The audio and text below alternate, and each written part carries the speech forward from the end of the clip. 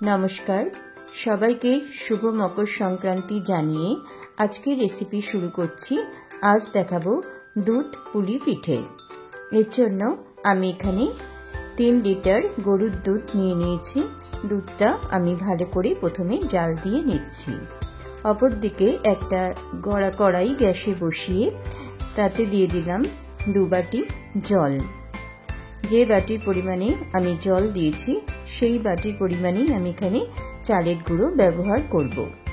জলের মধ্যে সামান্য নুন আর 1 চামচ ঘি দিয়ে দিচ্ছি।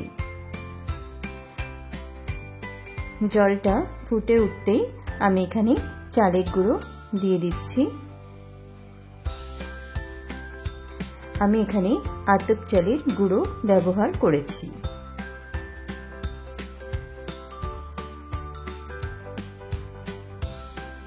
এখানে মোট 1 কেজি চালের গুঁড়ো আছে। এবারে গ্যাসের ফ্লেমটা লো করে দিয়ে চালের গুঁড়োটাকে আমি জলের সাথে ভালো করে মিশিয়ে নেব।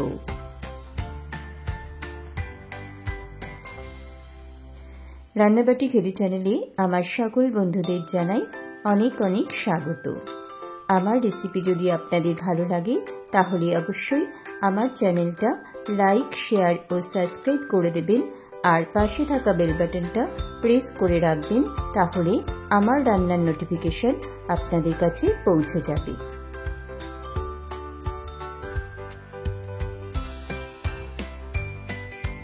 দেখুন ভালো করে মেশানো হয়ে গেছে।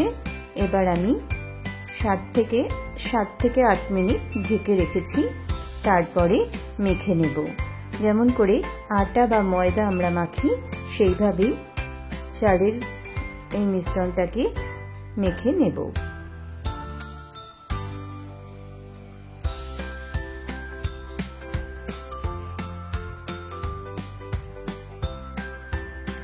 এটা মাখা হয়ে গেলে তারপরে পুলির জন্য পুর তৈরি করব।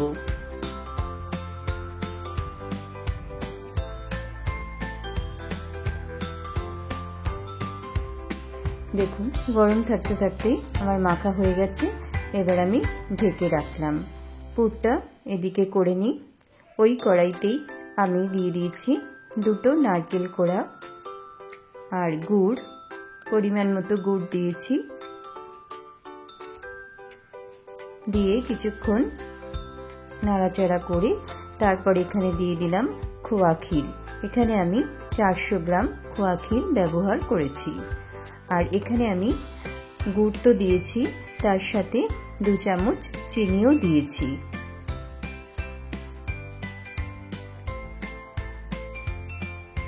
পুর হয়ে গেছে। এবারে আমরা সবাই মিলে পুলিগুলো বানিয়ে নিচ্ছি।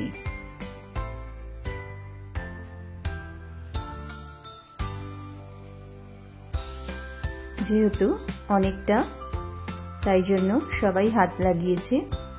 এমনকি আমার শ্বশুর মশাইও পাশে বসে করছে।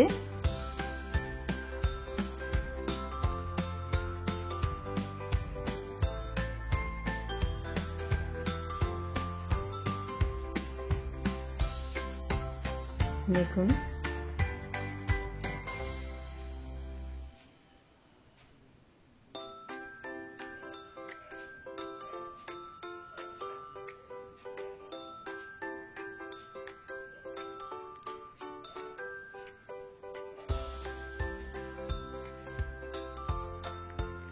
সব পুলিগুলো তৈরি হয়ে গেলে তারপরে একসাথে আমি জাল দেব।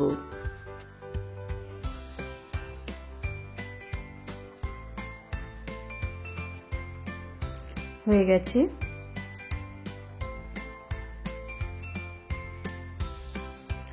এবারে আমি দুধের মধ্যে পুলিগুলো দিয়ে দিচ্ছি। এখন আমি মিষ্টি দেব না, আমি যেহেতু এটা গুড় দিয়ে তৈরি করব, আর গুড় গরম দুধে দিলে অনেক সময় কেটে যায়, তাই জন্য একটু পরে দেব। এগুলো একটু ভালো করে ফুটিয়ে তারপরে দেব।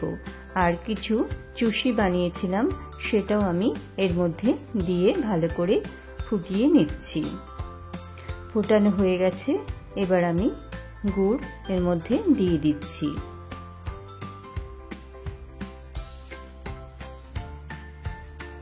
এখন আমি গ্যাসের ফ্লেমটা কিন্তু বন্ধ করে রেখেছি।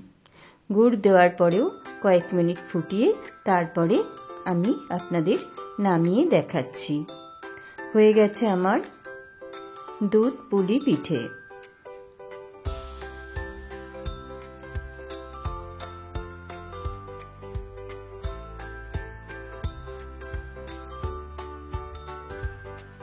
সবাই ভালো থাকবেন, সুস্থ থাকবেন। আবার দেখা হবে নতুন কোনো রেসিপির সাথে।